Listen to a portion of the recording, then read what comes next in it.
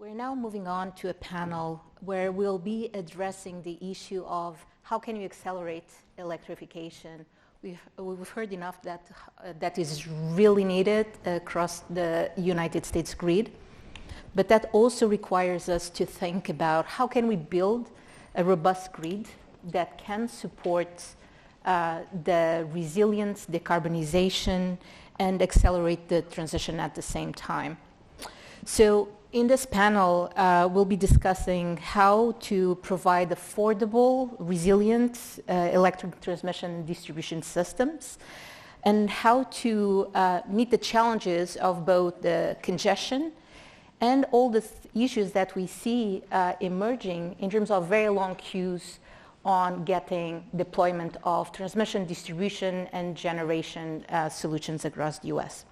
My name is Inês Azevedo. I'm an associate professor in energy science and engineering at Stanford University, where I have the opportunity to also co-lead the Bits and Watts initiative under the Precourt Energy Institute. I've been fortunate to participate in several recent assessments, such as the IPCC and US National Climate Assessment. And I'm joined today by this esteemed panel. To my left, I have Caroline Choi. She's the Vice President of Corporate Affairs in Edison International and Southern California Edison. Julie Mulvaney Kemp, who's a research scientist with the Lawrence Berkeley National Lab at the Electricity Markets and Policy Department. And Becky Klein, who is the President of Klein Energy LLC, founder and director of the Texas Energy Poverty Research Institute, or TEPRI. And with that, we'll open the format being that we'll have short presentations and interventions from each of the panel members. We'll then open for a conversation, and hopefully we'll have time to open for questions and comments from the room so that we keep it fairly dynamic. And with that, welcome Caroline Choi for the first presentation.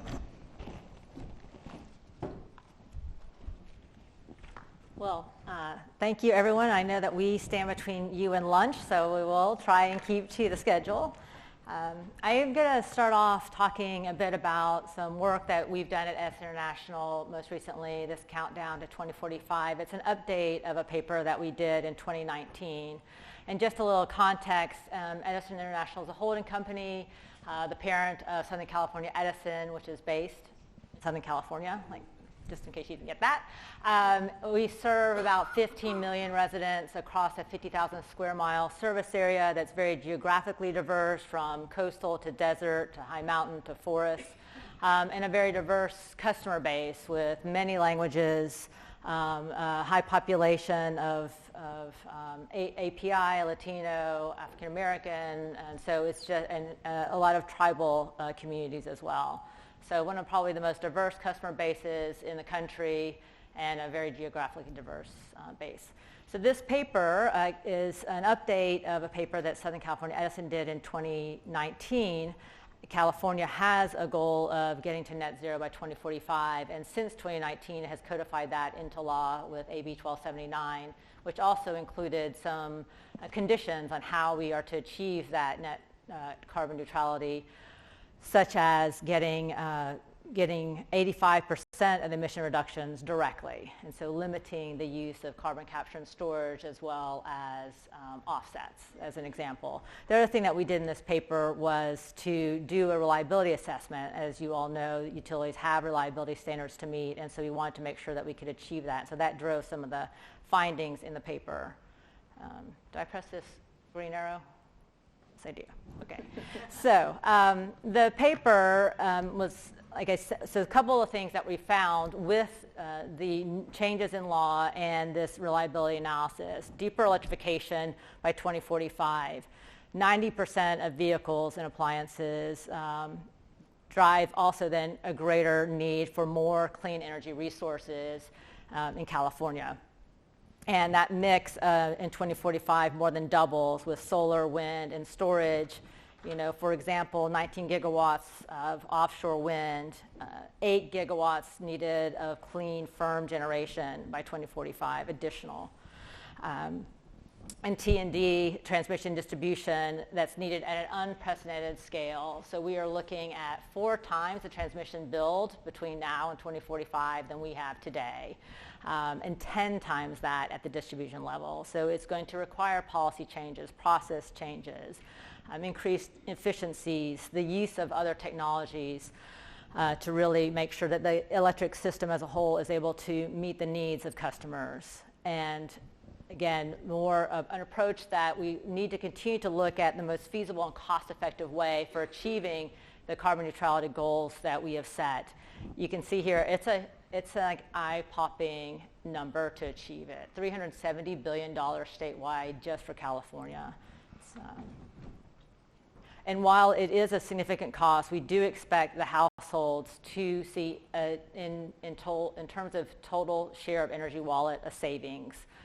A significant savings. So while electricity will grow as a part of anyone's energy bill, reduction in use of gasoline, natural gas, diesel, and others. So this is just a pictorial of what I just said in terms of the electricity demand. You can see from our 2019 Pathway 2045 paper the significant increase in demand that we now see from 2023 based on some policy changes in California, as well as this need for ensuring that we meet the current reliability standards in the state. And that drives new peaks. So one of the things that we saw in this paper is a winter peak that practically matches the summer peak. California has been a summer peaking system with air conditioning. With the move towards greater building electrification, particularly at that 90% level, 95% level, you're going to see heat pump load in the mornings in the winter nearly matching that summer peak. It's going to drive then the need for new ways of designing and operating the grid that we hadn't talked about when we put out our first paper in 2019. I'm not going to talk about generation because we're focusing in on the electric system, but we do see a lot more generation needed, of course, to meet this electrical demand. This I just wanted to show as an example of that winter reliability challenge. You can see here, this is a week in the winter. It's one of the worst winter weeks where you don't have a lot of sun in terms of daylight, and then you could have cloudy days. So you see in the middle of the week there, where the blue is when the storage is getting filled, and then the green is when it's discharging. And you can see in the middle of the week, we're not putting a lot into energy storage because of the weather, and therefore you're not discharging as much to meet the demands. And so it will require some new technologies and market designs in order to achieve reliability for our customers in that during the week, during every day, 24/7 need. So we recognize that just utilizing existing technology and market designs are not going to be workable for our needs going forward. You'll hear more on this, but the grid expansion is significant, as I mentioned. So 4 times the growth in transmission that we see today. And it's being reflected in California planning. So that 7 gigawatts per year, for example, that is reflected in the PUC's integrated resource plan today, most recent resource plan. And we'll need to ramp up to 8 gigawatts per year. So again, most transmission projects take 10 to 12 years to achieve. We're going to have to streamline that pace. You heard earlier this morning from Sally about the interconnection challenge that we already have today. And we're going to have to figure out how do we also deal with that interconnection issue to the transmission grid. And then in distribution, the 10 times, the 10x growth in the distribution system, where we not only have to expand the system, where you see we were going to have a 25% larger distribution system just in Southern California Edison, it has to be a resilient system. The essential service that utilities provide today is only going to become more essential as we move to greater electrification, and it's going to power more and more people's lives and drive more and more of the economy. It has to be a greater reliable, greater resiliency built into the system as we make these investments. At the end of the day, though, with this greater electrification, while the electric bill increases, the fossil fuel savings will more than offset the increase. We see that 10% savings early on growing to 40% savings by 2045. And again, the energy share of wallet for customers therefore will decline by then. And the barriers to electrification have to be addressed so that all consumers can access the savings. We see that today in the programs that the PUC approves from utilities, where a significant portion of customer programs are targeted to underserved communities, disadvantaged communities. We want to make sure that all the communities are benefiting from this shift to a clean energy economy.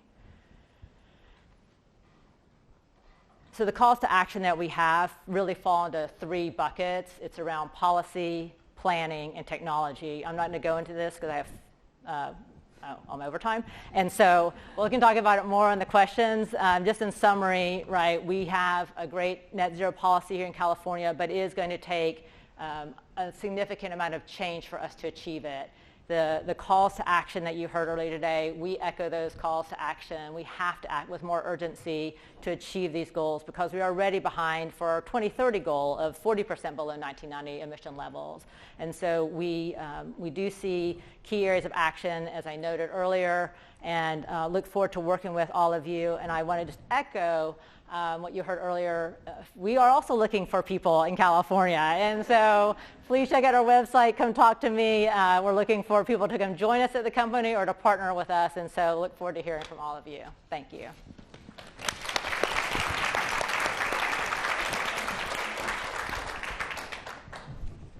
And we'll move on to Julie, who is going to tell us a little bit about the transmission issues.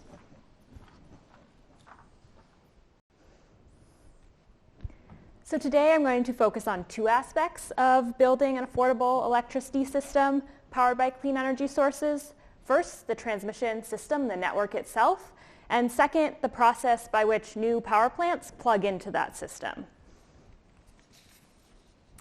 We just heard a little bit about this from Caroline, that these least cost pathways to a decarbonized future have been charted by, in that case, specifically for Southern California. What I'm showing here is for the U.S. as a whole, and different models, different assumptions have led us to kind of different pathways to this future. And this figure compiles a number of these pathways in terms of the amount of transmission capacity that we need to have in our system. And that's 2030 out to 2050 relative to the size of the system today and in recent years. And I think it's kind of evident from this figure that achieving these pathways would require a significant acceleration in our pace of deployment. Answering a similar, or arriving at a similar result by asking a different question, another recent study found that to achieve kind of the full potential of the Inflation Reduction Act, our pace of transmission expansion needs to be more than twice what it was in the past decade.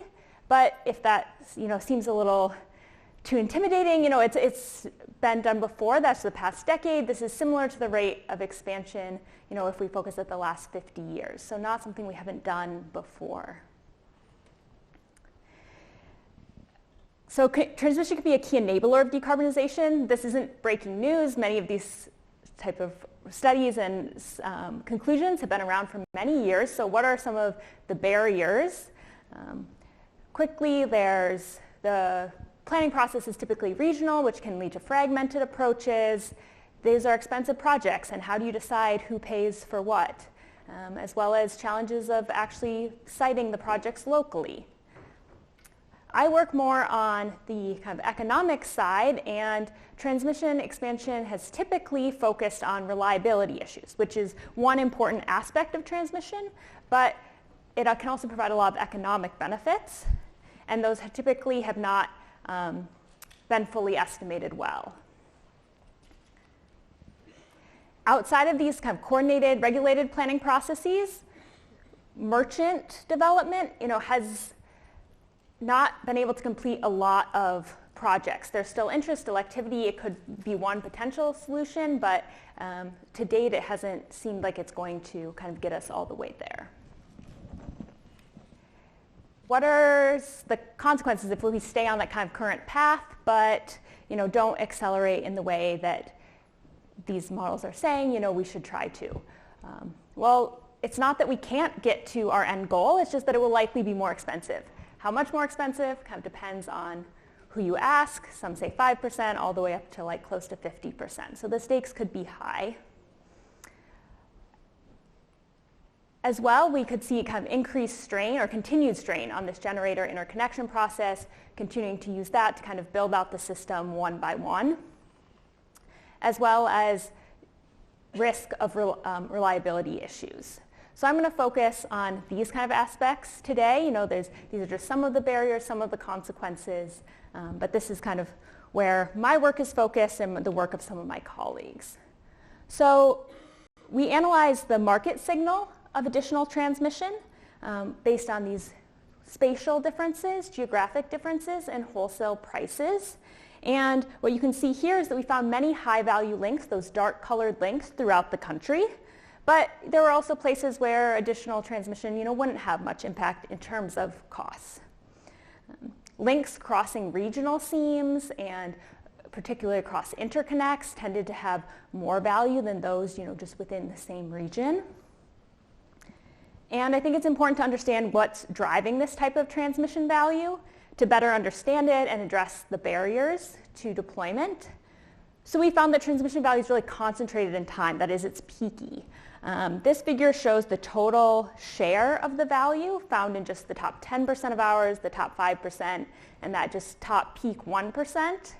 And you can see of all of those different links we looked at across the country, every single one of them had at least 45% of the value in just 10% of hours, and the majority had it in just 5%.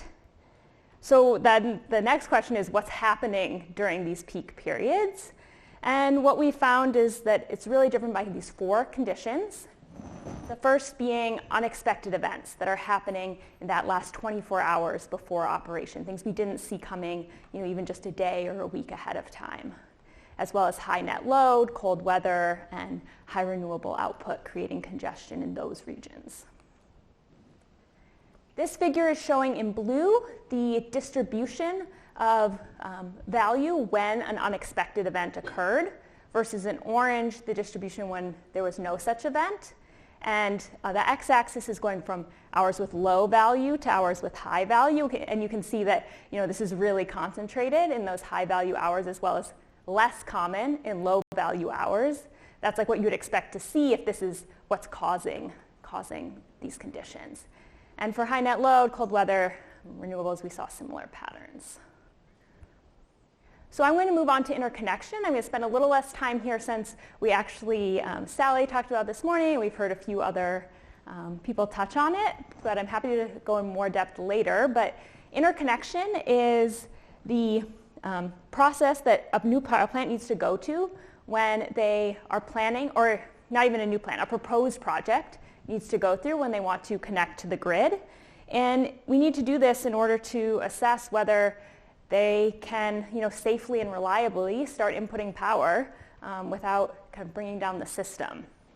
And so you need to go through a series of technical studies in order to assess that, and then determine what upgrades are needed, if any, to accommodate the generation, and allocate the cost of those upgrades. Most projects don't kind of make it all the way through this process. They withdraw at some point. And just pointing out, there's a new FERC order that revises the interconnection process and is kind of moving this kind of 3-stage study process shown here to more of a first come, first served cluster approach. Interconnection has received a lot of attention in recent years, and it's really because of this figure you see here, the growth in the active capacity in the queue. To give you a sense of the scale of these figures, that total, as we saw earlier today, is more than the entire installed fleet in the US today. So it's shouldn't be a surprise, perhaps. You haven't seen the amount of generation double, that only like 80% of these projects that are proposed ultimately withdraw. And that withdrawal process has a lot of kind of ripple effects, leading to restudies, increased cost uncertainty, increased timelines, which you see here that the typical study duration is now over 3 years, as well that costs to connect these projects have increased. They've increased some for projects that ultimately, that 20% that do make it all the way through, but for withdrawn projects, the costs are much higher and have accelerated even more, suggesting that these interconnection costs are really a key factor in what's causing projects or leading to projects deciding to withdraw.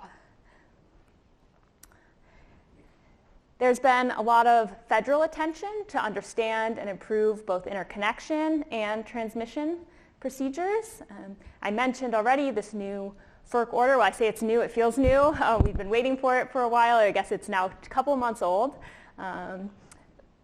As well as they have kind of a notice of proposed rulemaking more focused on the transmission side. That new rule is really a step in the right direction, but it is not going to get us all the way to where we need to go. So the Department of Energy is investing in the Interconnection Innovation Exchange and building out a roadmap of, okay, we've made it this, taken this step, like where else do we need to go? And there's lots of opportunity for all of you as stakeholders to engage in that process if you want, and come find me later and I can help get you signed up.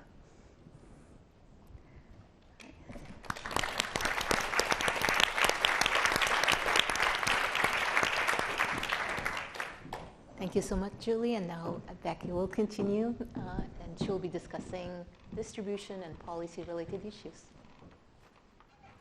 Hi, everyone. I feel compelled in the advent of my comments to just share something, and that is that I feel really privileged to be here in this room, particularly interacting with our awardees. I'm uber talent. I just thank you for the work you've already done and the leadership that you have displayed and will continue to display for your organization and this sector as a whole. So I'm grateful for you. I wanted to also just say that, you know what, I felt something really dynamic when I came yesterday here. I couldn't figure it out until I sat near Tenley, who shared with me the genesis story for this organization. And then I said, it's because I know firsthand that the 3 academic universities that underlie this have an incredible heightened expertise and culture in developing a sense of belonging. And if you're like me, I really felt that yesterday and today, and I hope that you will, like me, kind of bottle up that pixie dust, take it home with you today or when you leave tomorrow, and share it because it really fosters positive energy. So on that note of positive energy and getting to the topic at hand, I'm the analog to Julie's eloquent soliloquy about transmission interconnection, and I'm going to be talking about accelerating the interconnection and grid dynamics as it relates to the distribution side of the grid. And you know, Carolyn had mentioned about 10 times growth in Southern California, Edison's distribution footprint. And I was just reading this morning that Midwest ISO was realizing 63% increase in distribution energy resources in their jurisdiction. And it all comes together. And I think one of the things that is really important is for us to first, let us take a step back and first look at the externalities impacting the distribution grid. I want to touch on just some emerging policy issues and also end, like Carolyn did, on energy burdens and how we see that. So it's only been a few years where the distribution grid is just incredibly dynamic. It's no longer the poles and wires and one-way electrons when the utility wasn't really talking to the customer and the customer was pretty much indifferent. Let's totally butt that. Now it's cocktail conversation, right? And the reason is the impact on the distribution backdrop is coming from, we've talked about climate change, and just to put that in perspective with quantifiable numbers, is just within January of 2022, and today we've seen 41 natural disasters in the U.S. that have totaled about $175 billion in damages. Not all damages to the electric utility, but you know what? When customers, commercial and industrial and residential customers are affected, the utility is affected as well, directly and indirectly. Cyber attacks are on the rise, and our aging infrastructure is vulnerable to more of those. And I can quote you statistics about how old our transmission grid is on average over the U.S. and our circuit breakers and so forth, but I'll spare you for time. Physical security vulnerabilities, DOE has said that those are up between 2021 and 2022, 77%, whether it's copper wires or whether it's shooting at a substation. A tsunami wave of intermittent resources, a lot of it being fueled by the graces of the IRA and other grant programs. But just a statistic to share with you, I was so excited to see my colleague Peggy Heeg from ERCOT here yesterday. ERCOT had shared a statistic publicly about 3 weeks ago that was really an eye-opener for me. And it's happening everywhere, but in Texas as a microcosm, given its isolated grid, they published the fact that there's 287 gigs of resources of all types that are waiting in the queue to interconnect at the transmission level, which will take a couple of years. Of those 287,000 megawatts, over 200,000 megawatts are wind and solar alone. 50,000 megawatts are battery, and a small percentage of the rest is like natural gas. So the whole aspect of that just real tsunami wave, it's coming in the next couple of years as they continue to get interconnected. Not all of them will, but even if 20% of them will, that's a lot. And I think it just brings forth a message that, you know, we need that diversity. We need to be able to figure out how, you know, all the different performance characteristics of each of those assets work well together, the yin and the yang, and the complements that they have. Also, new distributed energy resources on the grid, whether it is microgrids of various flavors, whether it's demand response programs, whether it's energy efficiency, whether it's aggregated smart thermostats. All of that is just making the grid on the distribution level exceptionally dynamic, not to mention electrification, whether it's your car or whether it's the upstream oil and gas fracking fleet that is being electrified. That is really causing a new growth and new needs and demands for our infrastructure rollout. So what are some policy issues that are overlaying all that? And I will say FERC has really been in the advent a couple of years ago, over 2 years ago, with FERC Order 2222, which opened up for distributed energy resources wholesale markets, whether that's capacity markets, energy markets, ancillary service markets, like never before. And in Texas, the same thing is going on. We're not regulated by FERC, but so we're working on that. We're doing it in a very contained and organized way, where we're doing a task force to pilot various projects so that we can understand what are some of those challenges, like operators in the distribution side of the house are now having to work in new and different ways with operators in transmission side of the house. System planning has to be redone so that our grid manager, you know, now understands and can see, identify, monitor, and potentially help manage or support the management of those DERs on the distribution level side of the house. We have risk sharing between the utilities and the new developers with these assets, whether it's operational risk, whether it's financial risk. How are those risks going to be allocated? Those are all frameworks that are yet to be developed. And then whether it's the grid manager at the ISO RTOs, their reliability obligations are bar none. And who does not want to be for reliability, right? But there are boundaries to that, in that that starts encroaching on technology and there's examples I can give on that, and also it starts encroaching on, well, who's going to end up controlling some of those assets on the grid? Is it, the developer? Is it the distribution utility? Is it the grid manager? So those are things that are being evaluated and studied. And then I just want to end on, as Carolyn did, kind of a exclamation point. And what I'd say about energy burden is something close to my heart with the Energy Poverty Research Institute. But I want to touch on one word that we heard yesterday from Paula Glover. And she said the word behavior.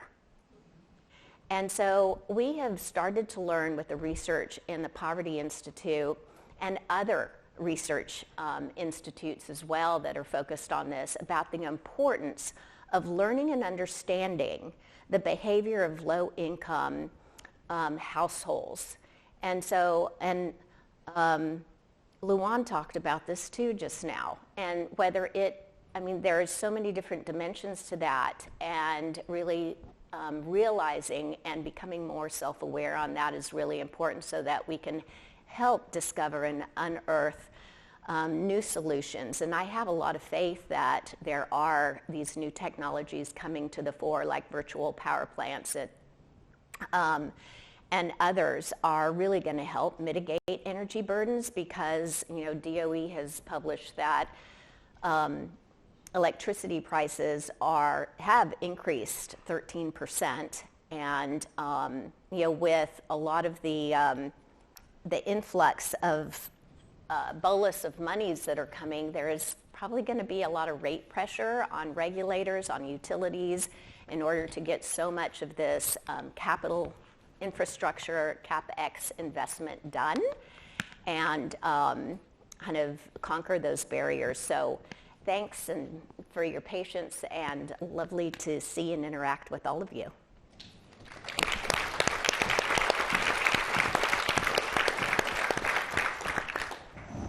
So thank you so much to each of you for this really exciting set of presentations and interventions. I'd like to get the starting thinking and referring back to Sally's presentation on the need for speed, scale, and being cognizant that we won't get it perfect or entirely right and optimal when we think about these solutions. But at the same time, I see these presentations and really the barriers to the successful electrification and all the investments and policies changes that would be needing kind of get me a little bit nervous, right? Thinking about the countdown to decarbonization by 2045, the amount of proposed capacity installations being the size of the current fleet, and the enormous delays on transmission infrastructure. So the question to you is, are we on the right path? Can we get there?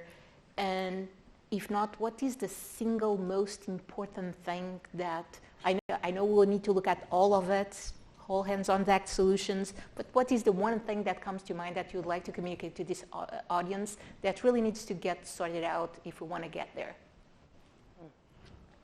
Maybe I'll start. And so it is a daunting task. At the same time, there's so much opportunity, and I do think that in some areas we are approaching the curve and the hockey stick. So you look at transportation electrification, for example. Today in California, 25% of new car sales are electric. We are hitting that curve where and now more models are coming, and we have more charging infrastructure coming. And so I think we're moving to a place in California at least, and I think that will help drive it in the rest of the country. And we're already at 7% new car sales nationally. So there is hope and optimism, I think, that we should remember as we look ahead to all the things that have to change. But a lot has to change, because what has gotten us here today definitely is not going to get us to 2045 without some significant change. And I see particularly the need for policy change that's going to drive process improvements and that sort of thing. I mean, the planning, the all the things I mentioned before, they all have to go. But some of that is policy, and government can make a huge difference in terms of the pace of action that companies can take and that government will take as a result of the policy changes that are implemented. Thank you. Sure, I'll go. So are we on the right path? I don't mean to be glib, but it reminds me of a quote that John F. Kennedy said, and he said, if it's going to happen, be for it. And so I think we should all be for it, and it's going to happen. And it is interesting because historically technology is really always kind of went ahead of policy. Policy has lagged. And whereas I still see some of that, but I see more and more that policy is actually driving technology in certain ways. There's an instance that is happening back home where, well, everywhere, IEEE has increased standards for inverter-based resources. And so, ERCOT has said, okay, because we need reliability and resiliency, we need it now. They've put very compressed timeframes to meet those standards for not only prospective IBR resources, but also retroactively. And there's a hue and a cry because now the OEMs, the GEs, the Siemens, the Vestras are saying, wait a minute, we don't even have the systems and the technology to be able to comply with that. And so, I think that's kind of a neat thing because it'll settle out as things always do, but or often do. But it's a push-pull, and it'll continue to be a push-pull. And what I like about overarchingly in this industry is what I have learned in my 25 years experience is that as an industry whole, we learn and know how to disagree without being disagreeable. And we're all in it for the same reason. Thank you so much, Becky. Yeah, I think for me, when we talk about speed and scale, I'm going to focus on the speed side. I think that when we talk about these overall long run costs of building this type of system that we envision, and I think about the costs that I maybe saw 5 years ago, and then we've made progress, but maybe not the progress track then and the costs now. And thinking about when we make these decisions and trying to make decisions and take actions quickly, keeping in mind those costs of delay as well as maybe making, is it the 100% perfect solution now? Those trade-offs of doing something that might not be perfect today is better than doing something that's perfect in 1 year. So just thinking about really focusing on speed and in doing so, trying to factor in those decisions like costs of delay. So I was wondering, and Julie, I'll put you on the spot to start with. Is there, on this note of optimism that we have across the room, a success story or innovation or project that you'd like to share with the audience as key examples of things that are going really well? Yeah, so I talked about one barrier to transmission deployment being that typically from an economic standpoint, it's been evaluated strictly on what's known as production cost savings. So this one kind of important, but not necessarily all-encompassing metric.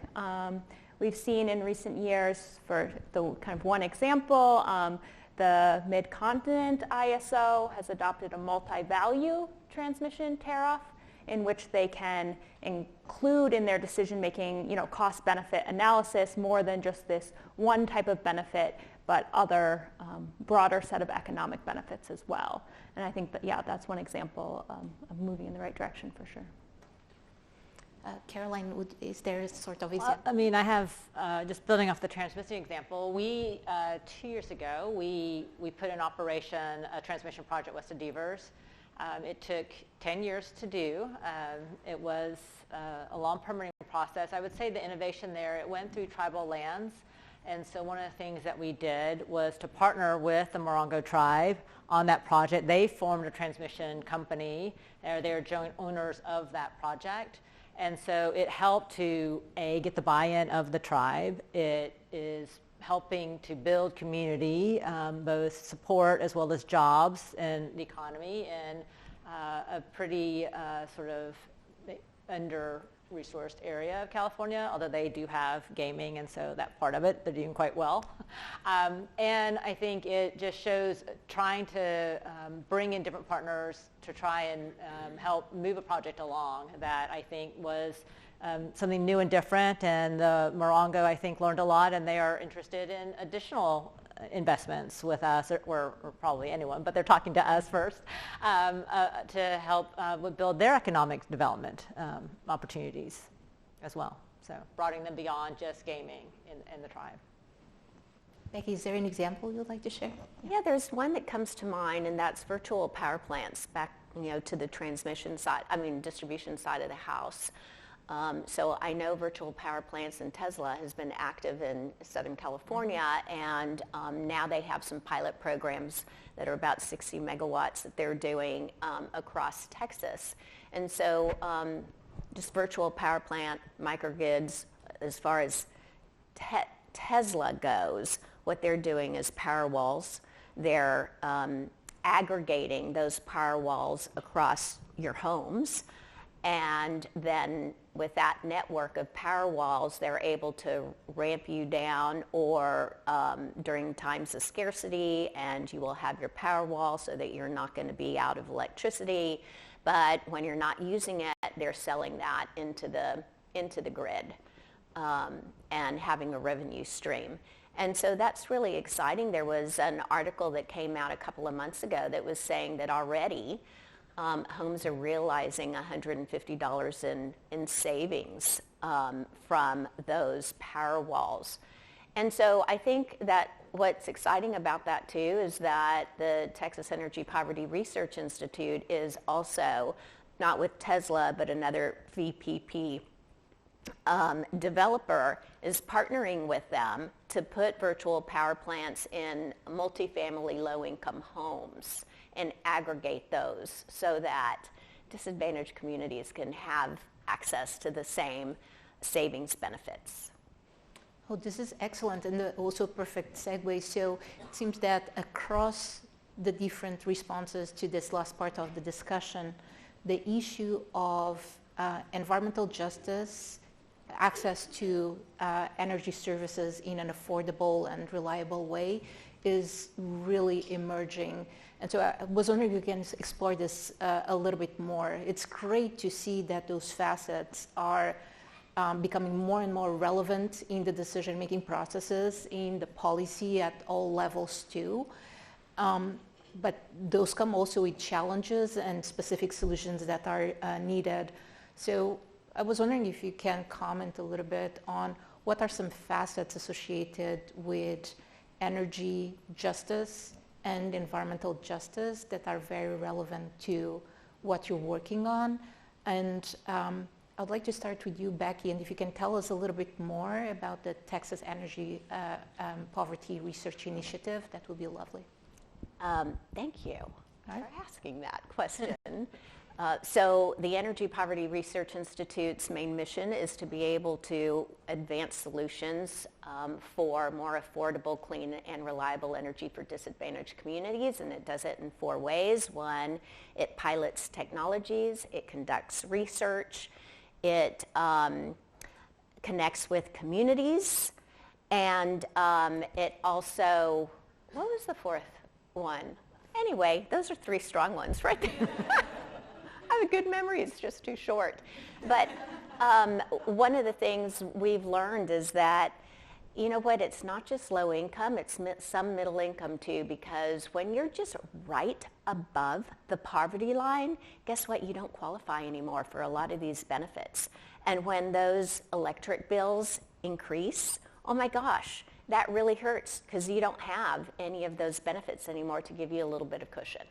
And so helping these communities understand, how to work around that, but also finding solutions. Like another one that I'd like to highlight that I'm so excited about is that we're working with a community development corporation that is manufacturing microhomes, and in the process of manufacturing, they're putting in, not afterwards, but during the manufacturing process, rooftop solar. And then they're wrapping financing around that. So we're working with them to figure out, how to work on the tax equity structure for that, and also to evaluate and audit for the customer what kind of savings does that bring to the low-income household in those microhomes. Thank you so much. The utility side, so Southern California Edison, as I mentioned, we do have a really diverse customer base, and so one of the things that has been a challenge is communications with all those customers. So one of the things we do, not just having in-language communications both at the call center when people call in and ask questions, and as well as putting things in multiple language in their, to those who still get a paper bill.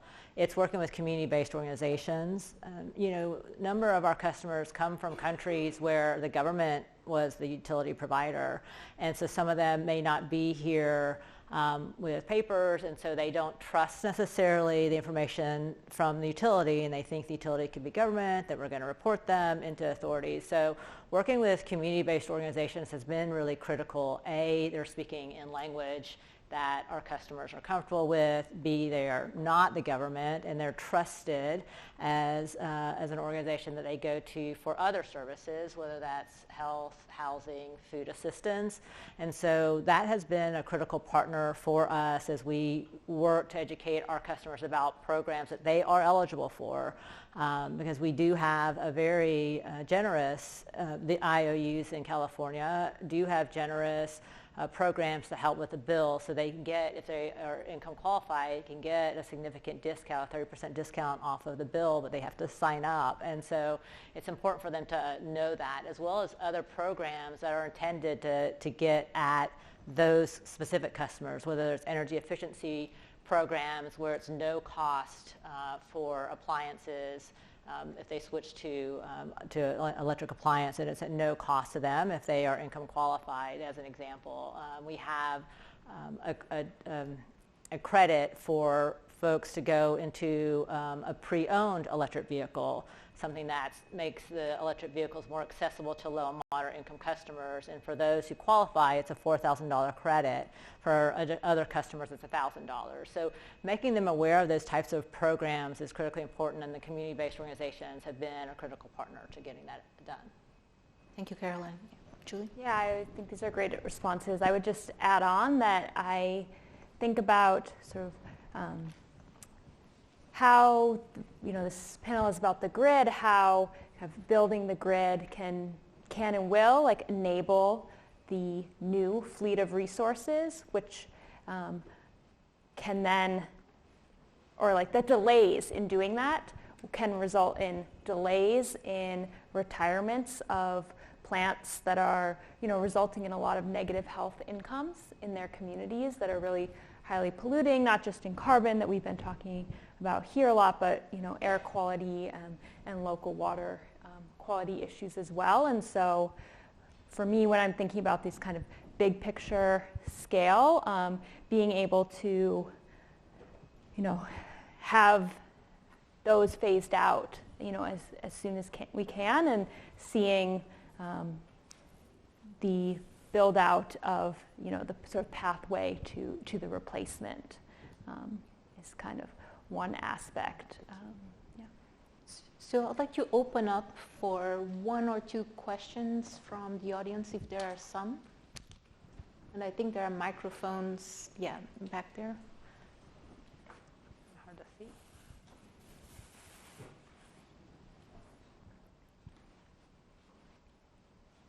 Come on, folks, you only get this chance once.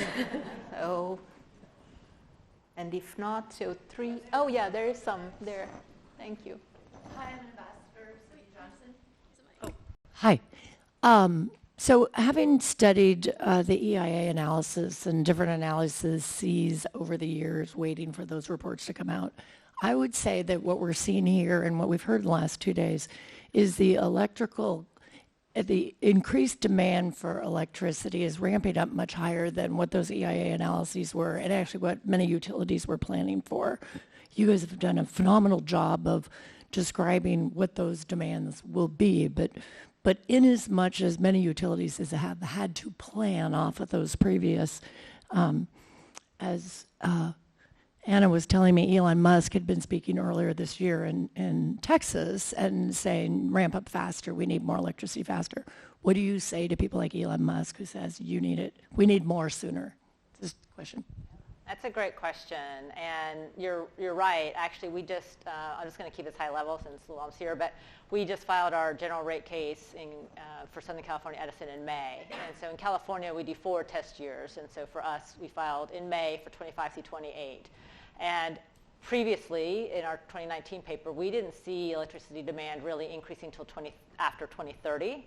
And in this rate case, we projected a 2% increase a year. And so we are seeing demand show up now, and it's primarily through transportation electrification with medium and heavy-duty fleet electrification. So that is driving demand in certain places in our service area, particularly around warehouses and the Port of Long Beach, which we serve. It's our largest customer.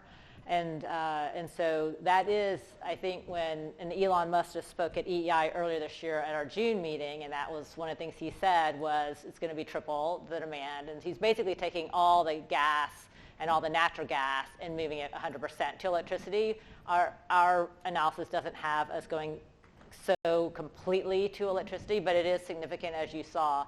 And so we do know that we need to move quickly, and some of the things that we are doing as a result of the demand showing up now is we have a power service availability team that we've put in place to work with customers on the immediate needs. We've brought in mobile resources that can help power particularly the electric vehicles, these medium and heavy duty electric vehicles in the interim until we can make the grid investments that we're seeking. I do think that's one of the things that we'll have to work. One of the things I met last week in Washington, D.C., and it was about the federal air quality standards and the trucking rule, the clean fleet rule there. You know, in places like California, we've already adopted clean truck rules. We're going to be moving down a path regardless of what the feds do. But in other states, I came from North Carolina, those are places where maybe the states are not moving as quickly on climate or even on air quality. And so the federal rules become really important in order for the utility to go to their commission and talk about this federal rule is here now, and it's requiring significant investment in the grid for us to be able to make sure that our customers can meet these requirements. And that was new. When I remember just even talking about the MACT rule at one time, and so the Mercury rule, and you know, our commission in North Carolina at the time wasn't that heavily engaged with the Department of Environment and Natural Resources, which was going to be implementing these air quality rules or fleet rules. And so it was trying to make sure that they were cognizant of the environmental rules that were coming down the pike from EPA and the agencies in the state that they were going to be implementing those rules and starting to talk about those because it was going to have a significant impact on the grid. And so I do think that's something that as utilities we're still doing a lot of, less in California because there's such awareness of it, but in other states trying to be that bridge between our utility commissions and these other departments in the states that are implementing federal rules that have a huge impact on the electric system. Thank you. All right, heard on that. So at least in Texas, it's not just Elon Musk. It's all the data centers that are coming to the state. It's all the Bitcoin miners that are not just here already in Texas, but are coming in Texas. There's 16,000 megawatts of Bitcoin miners that have already announced they're coming over the next 2 years. So they're in a hurry. Our upstream oil and gas producers in the Permian Basin are jumping up and down because they can't get generation fast enough for the production. And Lucy knows this, and Lydia knows this, and Haley, Elizabeth that are at Exxon. And so it's a problem across the board. And the linchpin is what Julie was saying is the barrier is interconnection and the timeliness of interconnection with the transmission grid.